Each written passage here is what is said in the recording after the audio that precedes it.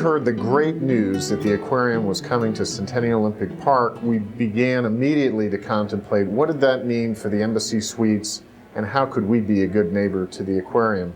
And what immediately came to mind was that we needed to transform our atrium from its business-oriented decor to a more fun and family place, and if possible at the same time tip our hat to our new aquarium neighbor.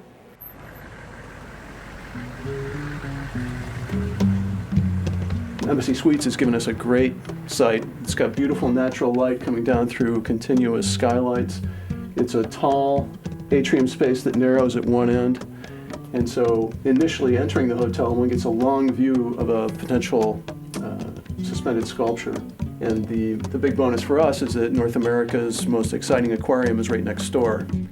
We sculpt in a microcrystalline wax, a white wax. During that time, we were really paying attention to the iconic information. If you were to hold this sculpture up in front of a window that was very brightly lit and you only saw the silhouette, could you still figure out what that creature was? We want to make sure that all the lines are very well defined at this point, because when the scanning goes on, anything that's vague may or may not actually show up. Right now I'm translating the tarpon sculpture into computer data that we can then use for a variety of purposes. Metal will be poured into the machine, and the spinning action of the machine will force the metal into that cavity that was formed. In this case, we had 65 of each element, if I remember correctly, of 23 made. And then those come back to the studio and we hand clean them.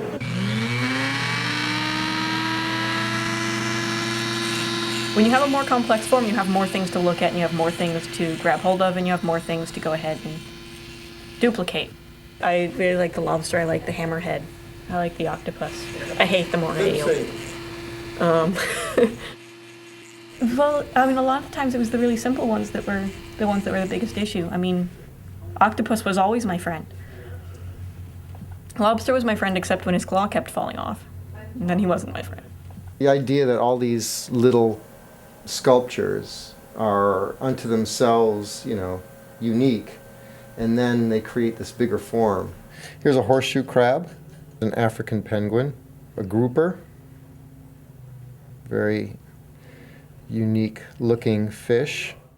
The great excitement that public art brings to a community is it not only adds texture to our daily lives, but people come across it as they walk through the lobby here. They suddenly look up and there's art. And that's one of the real values of public art. It presents art to people who weren't even thinking about it until they walked right into it.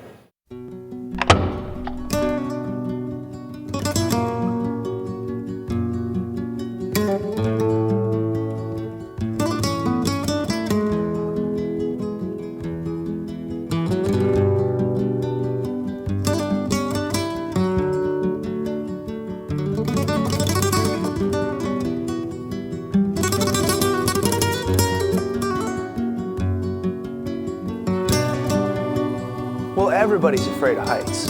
I can function when I'm afraid.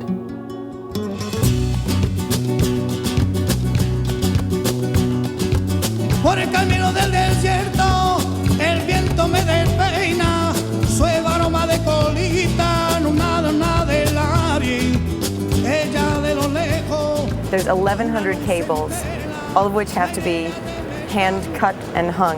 There's 1,300 elements, each has to be hand crimped onto the cable. So when our friends from Embassy Suites came and talked to us about wanting to create a sculpture, which we were very amazed at how creative it was, with each individual piece being so authentic. And the artist did a fantastic job of replicating the beauty of the animals. So we're very proud that the Embassy Suites has done this and helped grow the gift that Bernie Marcus has given our community. This is a space that's very architecturally significant, that is massive, and is skylit with 100% glass ceiling. And with Helmick and Schechter's work, we got scale, we have dynamism, we have a compelling element that catches your attention the minute that you walk in the atrium. And you can see that here you're putting a single cable in, then you're moving way over here to put some of these other ones in, so that it's a lot of time spent. Where if you're looking about putting capers through the body of the fish, you're moving slowly across. You don't have to make big jumps, which take a lot of time. Clearly, this making an investment of this size is huge, and we're very grateful for the ownership of the hotel to do that, not only to elevate the stature of this Embassy Suites in downtown Atlanta, but also it creates a piece of art that will be here for many years to come and for many generations to enjoy. Any project really has its own specific goals, audiences, and I think with Embassy Suite, it would fall under a more general terrain of trying to make something beautiful for a beautiful setting.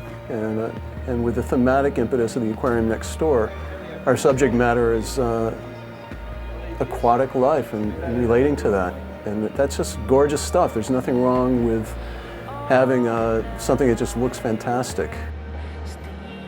This project has been a lot of fun. I really think that the business that we're in is creating the built environment, and no better way to create a wonderful built environment than to augment the architecture with art and to work with great people like the artists Helmick and Schechter and the staff at the Embassy Suites and the various other people involved.